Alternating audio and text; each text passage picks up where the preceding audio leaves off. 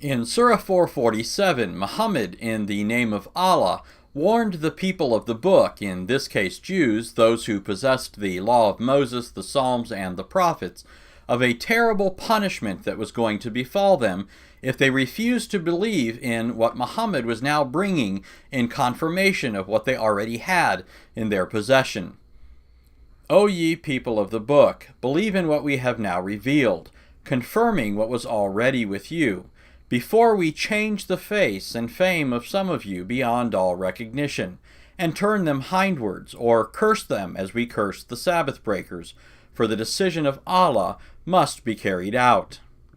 The punishment that this verse speaks of is obviously something the Jews are expected to know about from the previous scriptures, since the author appeals to them as the people of the book, claims that what he's bringing is in confirmation of what they already have, and presupposes that they know what he's talking about when he refers to the face-changing curse of Allah that was brought upon the Sabbath breakers.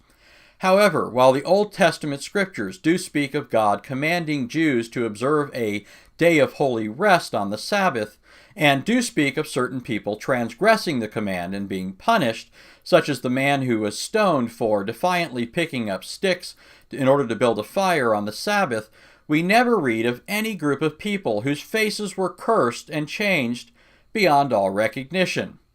In other words, what we appear to have here is yet another example of Muhammad mistaking a far-fetched legend of later Talmudic Jews for something that God had previously revealed.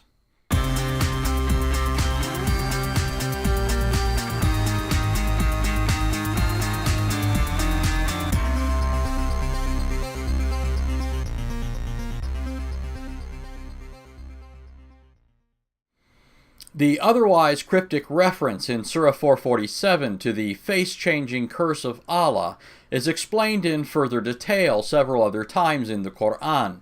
For example, speaking of this curse, Surah 560 tells us that Allah, in good fairy tale fashion, cursed the Jews by transforming them into beasts, namely apes and swine. Say, shall I point out to you something much worse than this, as judged by the treatment it received from Allah, those who incurred the curse of Allah and his wrath, those of whom some he transformed into apes and swine, those who worshipped evil. These are many times worse in rank and far more astray from the even path. Allah says, those people that he has cursed, he can turn them into monkeys, apes, and swines.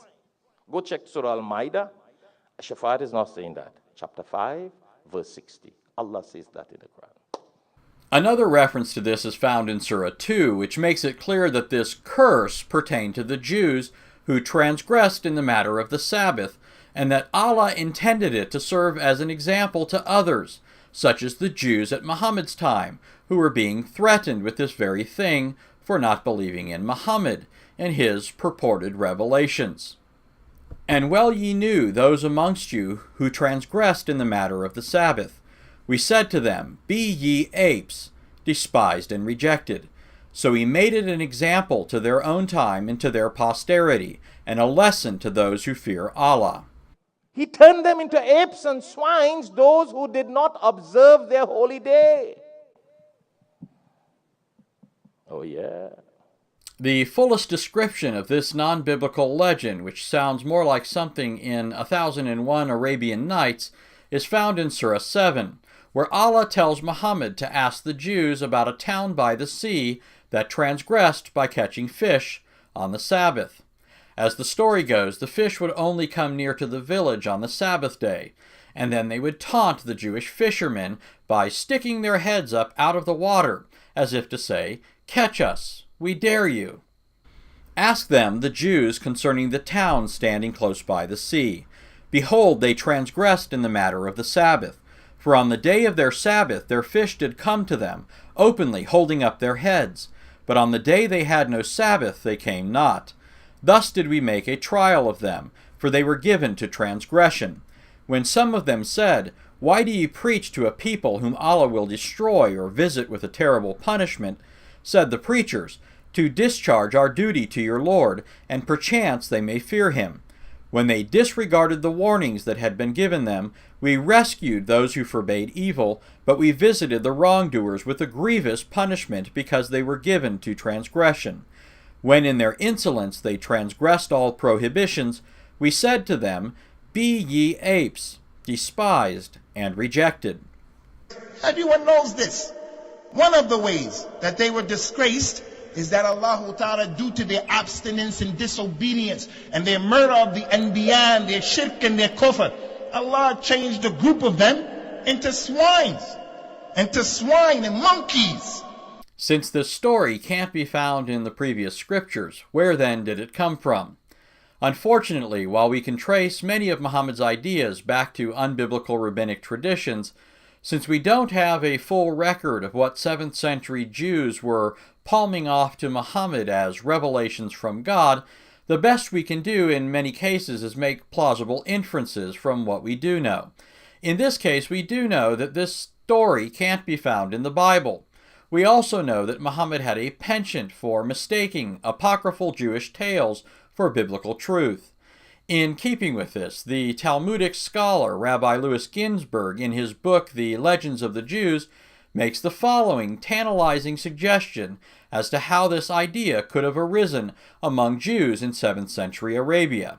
He writes, according to Tosefta Yebamot 110 and parallel passages in Bavli and Yerushalmi, which refers to the Babylonian and Jerusalem Talmuds, the high priestly family of Caiaphas, from Kaifa, which means ape, hailed from Bet Mechoshesh, the house of the stick-gatherer, in other words, the house of the man who picked up sticks on the Sabbath.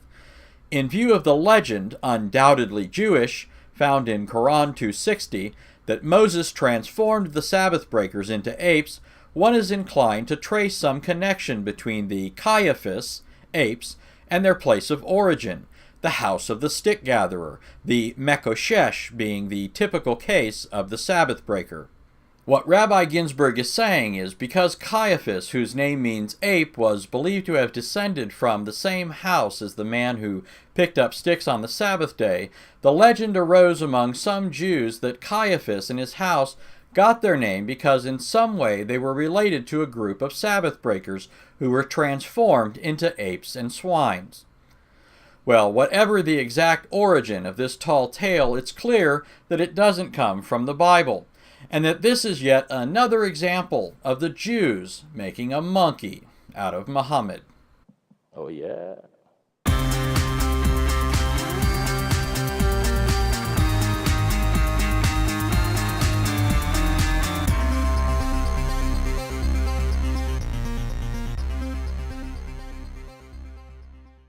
Stay tuned for Part 2, where I'll look at how Islamic apologist Shabir Ali tries to deal with this rather embarrassing story found in the Quran.